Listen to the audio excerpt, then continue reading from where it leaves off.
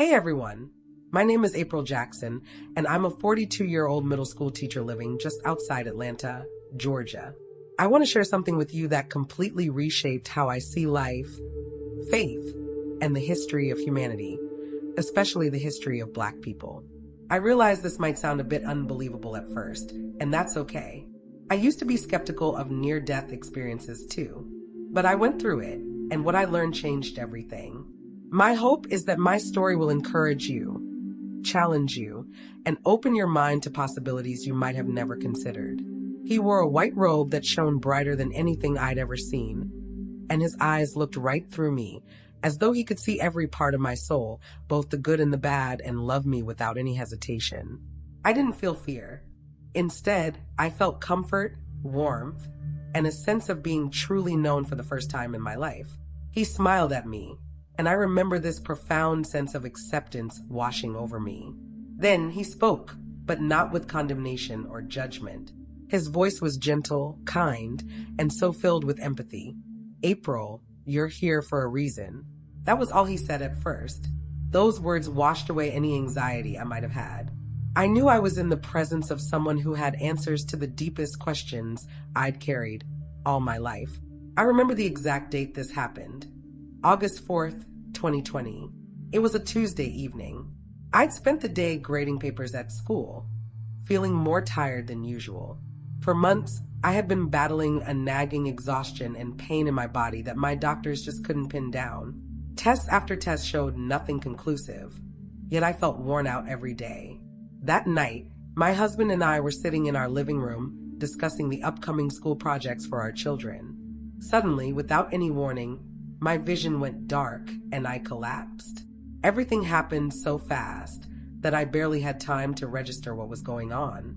One moment, I was telling my husband how proud I was of our kids. The next, I wasn't even in my body anymore. It's hard to explain the feeling of stepping out of your body. I've heard people describe it as floating or feeling weightless, and that's exactly what it felt like. I was in the same room, but I wasn't confined to my physical form.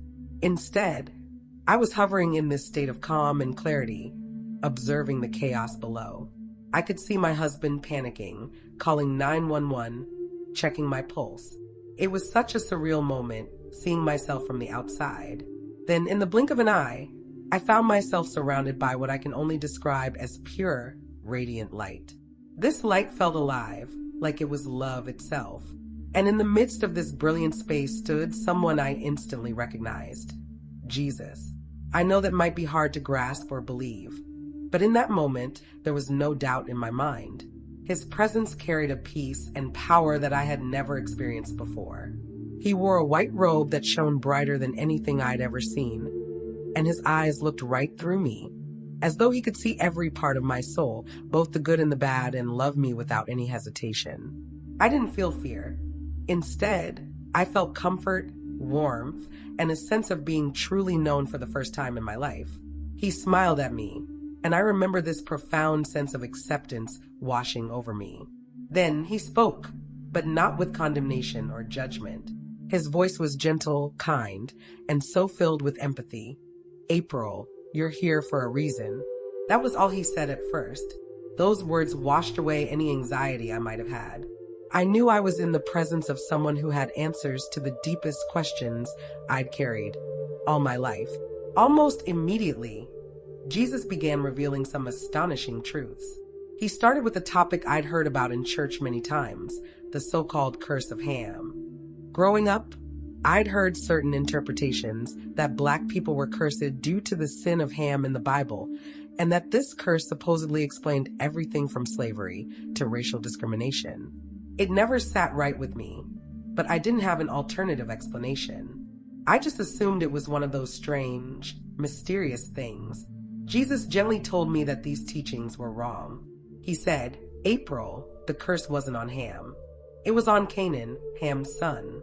And this curse was never about race. It was never directed at all Black people." This blew my mind. He pointed me back to Genesis 9 verses 18 to 29, where the story unfolds. Noah pronounces a curse on Canaan, not on Ham himself. Over time, people twisted this into something it wasn't, using it to justify slavery, racism, and all kinds of cruelty. Jesus made it clear that this misinterpretation had caused generations of pain.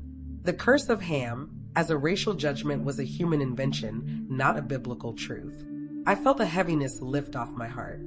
It was a relief to hear this from Jesus himself, to know that there was no biblical basis for believing Black people were doomed by some ancient curse.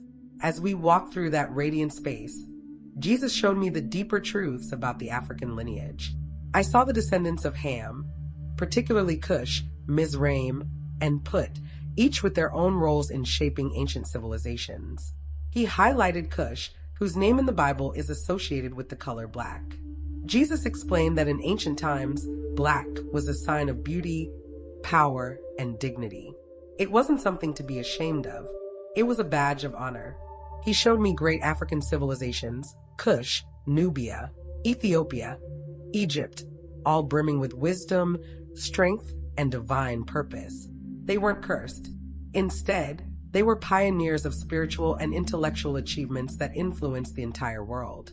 The images Jesus revealed were awe-inspiring. I saw grand temples, thriving cities along the Nile, wise leaders who were deeply connected to the divine.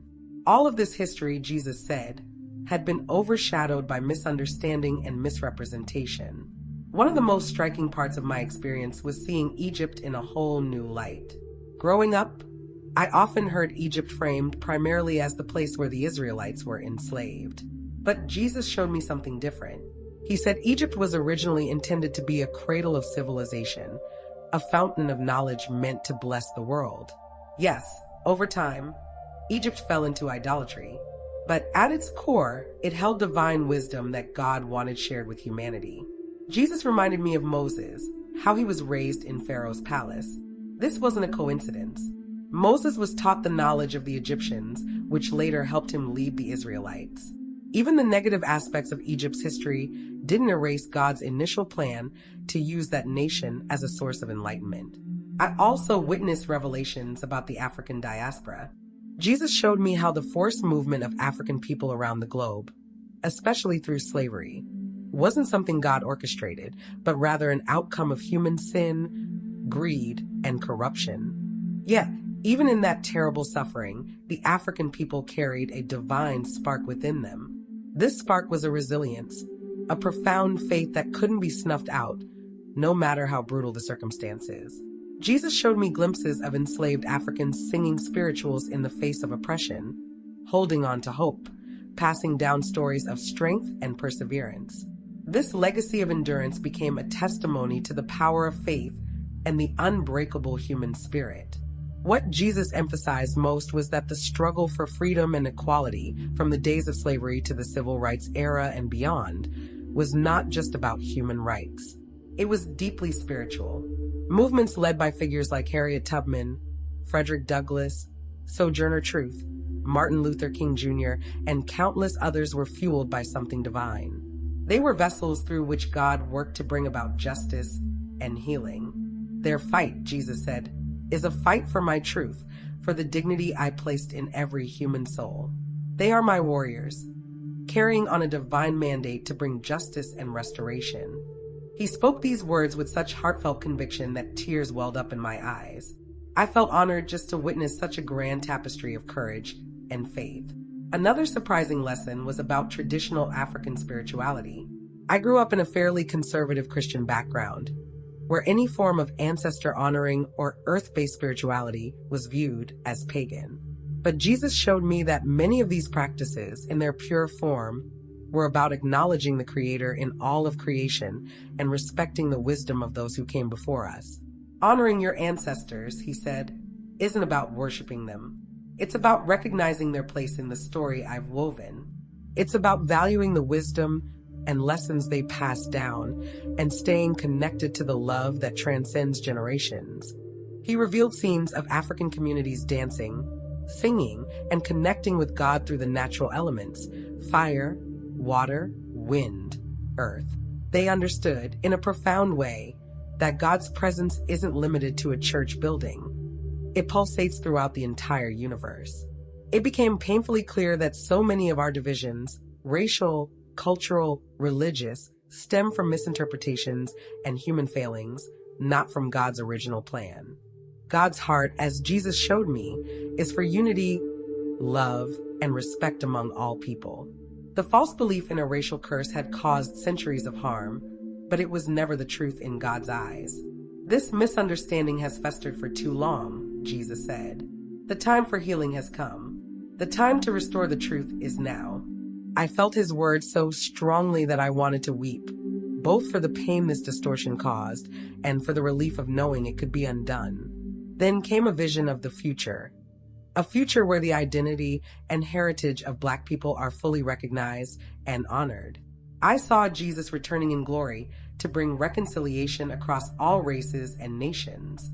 Black people, who had been marginalized for so long, would stand tall in their true identity as beloved children of God, carrying forward their ancestral strength and wisdom.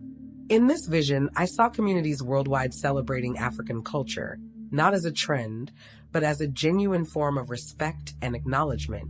I saw people from different backgrounds learning from African traditions, spiritual, cultural, artistic, and embracing the lessons of interconnectedness and resilience. This was not about placing Black people above anyone else. It was about correcting a long-standing false narrative so everyone could stand on equal ground, united in love.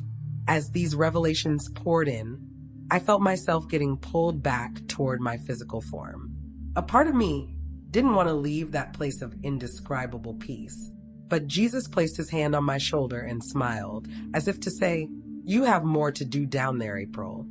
In a gentle instant, I was back in my hospital bed, gasping as my body jolted awake. According to the doctors, my heart had stopped for over 10 minutes. They couldn't find a logical explanation for why I was suddenly stable, but I knew exactly what had happened. I'd experienced a profound encounter with Jesus. My entire perspective on God, humanity, and especially Black heritage had changed forever. Waking up was both disorienting and comforting. My husband was by my side, tears in his eyes, clutching my hand. The doctors asked all sorts of questions, but I mostly just felt an overwhelming peace. I remember thinking, how do I even begin to explain all of this? Yet, I had no doubt it was real. The emotional and spiritual clarity was too strong to dismiss. In the days that followed, I felt a new burst of energy and drive. Surprisingly, many of the physical pains I'd been battling disappeared or lessened dramatically. My doctors called it a remarkable recovery. I call it a miraculous gift.